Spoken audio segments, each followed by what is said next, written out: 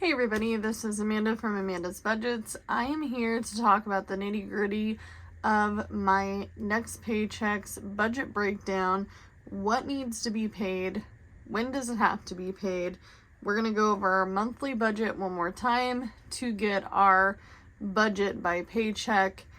I do have to make a minimum amount for life to be lifing.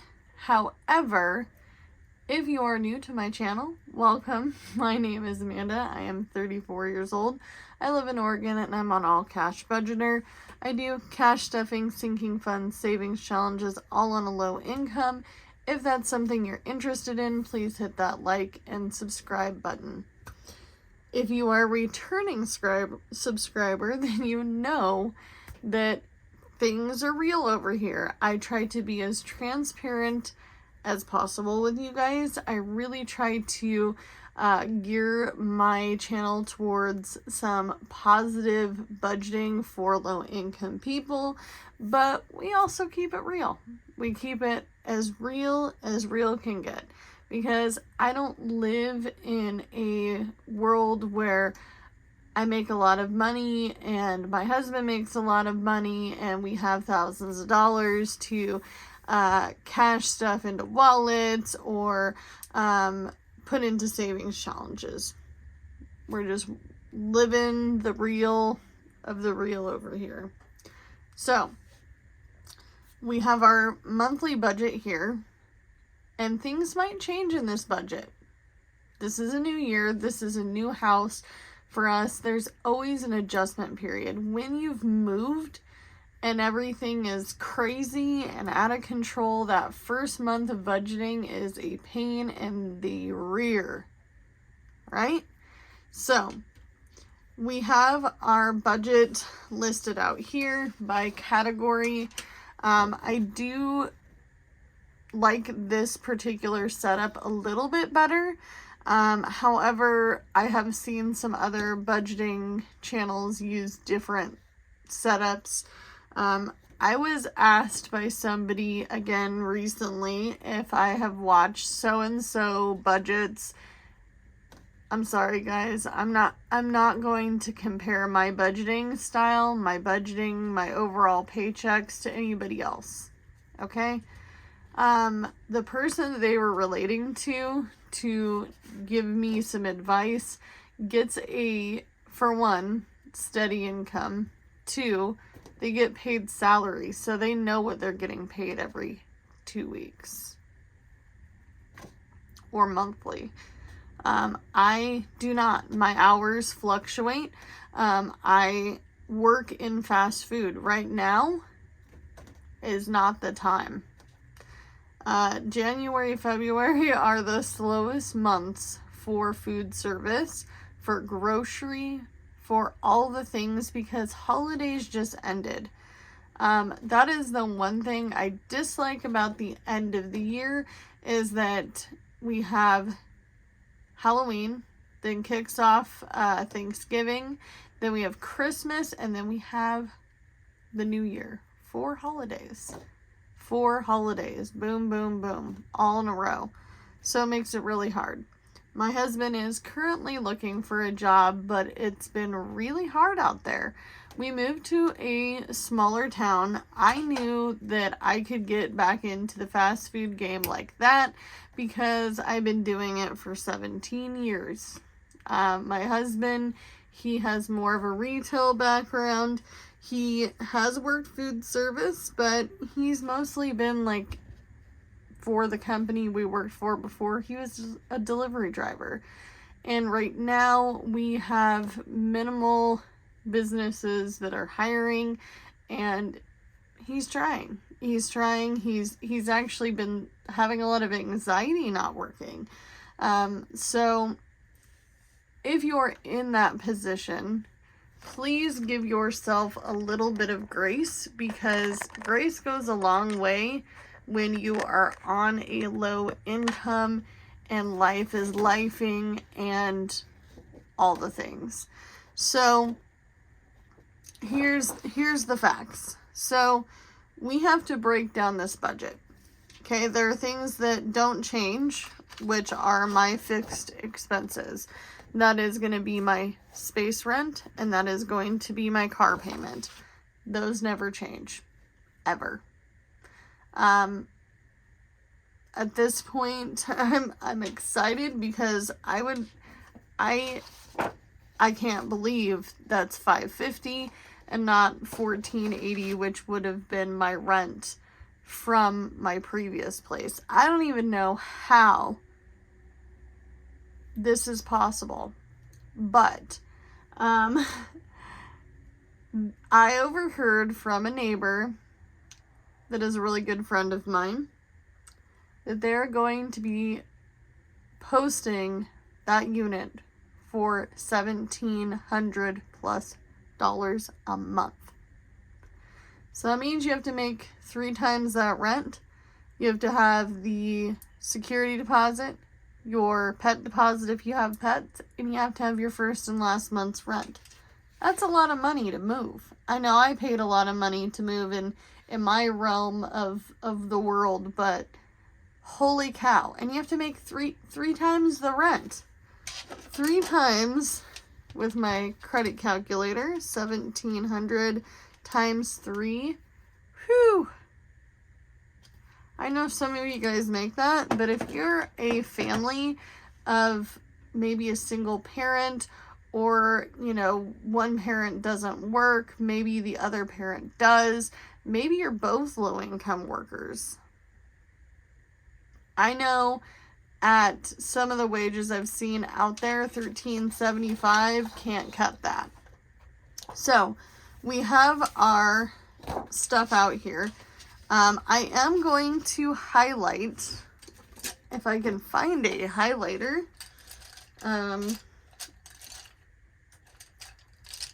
Let me just use a pencil, because I have no idea where any of my markers are. I'm still in transitioning of one space to another with this office.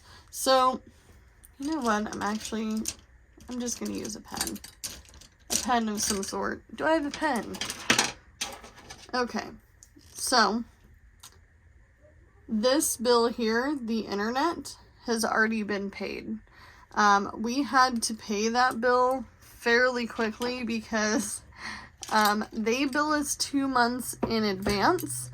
So this is December and January internet. So I'll get another bill, but it's only going to be this time because I had to pay in advance because we moved. It will be for the $65, which is our usual. My husband's gonna go down to a cell phone company carrier and see what the heck is going on, because our bill went up $30, and I'm gonna be calling around to insurance for car, home, all the things, and see if we can get that down, because $247 is kind of high for the area I live in. I was talking to one of my budgeting friends who is on a low income, and she stated that just by moving a few hours away, her insurance went down. So that's the hope. So internet has been paid, so we don't have to worry about it this time around. I did think that was something I was going to be like, great, now I have to make sure to figure out how to pay that. I don't know how much my check is going to be because the pay period hasn't done its thing yet. It hasn't completed, and our pay periods are so strange. Something about a Wednesday ending on a Tuesday. I don't know. This is a whole new ball game for me. I'm used to Tuesday to Tuesday, so every 2 Tuesdays I can calculate my hours. I was also one of the store managers, so I could get into the system and see what my hours were regularly. So we want to make sure that we get half of our rent and half of our car payment. So $550 divided by 2 is $275. So $275. And then the other would be the car payment. My car payment is one of my highest bills now, which is going to be worked on. So $340 for that. No, I'm not trading in my car. It's more than halfway paid off now. I'm just going to bite the bullet, pay the debt. It is what it is. I actually use it as a business expense, and I write off the lost equity in my vehicle. Does it make it worth it? I don't know. I do have security in my car, so I do like that, meaning that I'm not driving a junker. I know that a lot of you Dave Ramsey fans love the idea of the $1,000 or $1,500 car. Okay, I'm going to tell you a little something about that. I may have a high car payment, but I was paying for more repairs on my vehicle than my vehicle was worth driving. Okay. There was a time I put $810 into my car, and then 3 weeks later, something else happened. Another $300. And mind you, you have to think of it this way. I live in a small town. Do I live near a auto repair place? Do I know somebody who can repair my car? Do I have the ability to get it towed? All three of those questions are no. No, I do not. I'm an average person that drives. I drive for a living. I put money into my vehicle through maintenance, which I have been terrible at showing you guys that throughout the last year and a half that I have been on YouTube, because I consider it a business expense. I just go do it. I don't even bother. I just go do it. I'm going to be better about it this year. The hope will be that I'll be better with showing that. But let's get back to the budget, because this is the main thing that we're here for this video for, because I can ramble, right? But before somebody jumped on the bandwagons like, we're gonna get a $1,500 car, they're crap. I love Dave Ramsey, and he has helped me get out of my crap hole mess that I was in years ago. But I'm gonna tell you right now, I couldn't live with a car that was a piece of junk and use it as my main car. When my husband gets a second car, that's his vehicle. If he wants to find, like, he has a family member that works on cars. I don't know if we would get a deal or not. I don't know much of that. When we go get a second car, I am not buying no $1,500 car, I'll tell you that. That's just not happening. I know he likes the older vans, like the 90s versions of vans, like the box vans, the boxier looking ones. But no, not buying crap. So I've learned my lesson. So let's add this together. So $275 plus $340 is $615. Okay. And then did I write that in the wrong spot? I did. I hate that when I do that. So we're going to try to white it out. Oh, this thing's actually working today. Woohoo! So $615, right? $275 plus $340 is $615. All right. And then we did get some groceries. I have a $200 budget for the month. I did spend all of the $60, so I have $140 left. We don't really need a lot. We're doing the Atomic Eat Down. We were always buying bulk. We were always buying a lot of items at a time. We lived in a bigger place than we live in now, so we have a lot of food. A lot. Like, I have canned food, dry food. I have 5-gallon buckets with different beans and oats, things like that. So we're going to be doing a lot of home cooking, even though we do that anyway. We're going to be doing it a lot. I found that I really only need to go to the store for fresh stuff, veggies and fruits, and some other odds and ends. We also have a 7.1 cubic foot freezer that's filled to the brim with all the things that we brought between that freezer and the freezer from our previous place, and then we did a grocery shop when we moved in. So we have a lot of things that we can eat. So I think I'm going to leave groceries blank. Pet supplies, I'm also going to leave blank because I don't know. These are variable expenses. I'm not going to even fill out the variable expenses. So we're not going to even look at that. But utilities, the utilities are $260.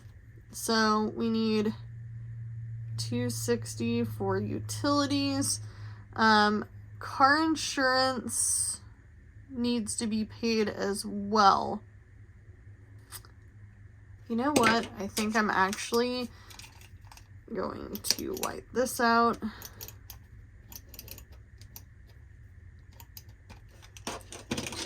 And we'll cut that in half because I can make that work. 260 divided by 2.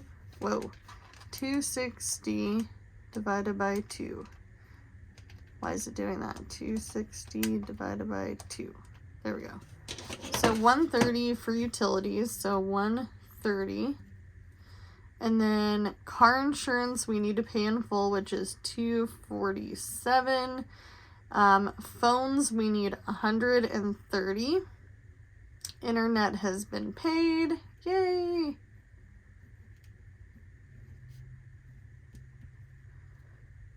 So we don't have to worry about that.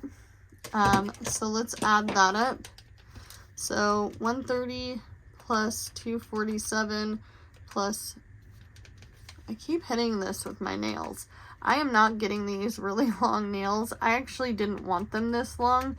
But the gal that I went to, she like, I don't know what she was doing. I don't know. I won't be going back there again. So 130 plus 247 plus 130 equals 507. So my budgeting goal plus 615 is 1,122. And then we'll just put a plus.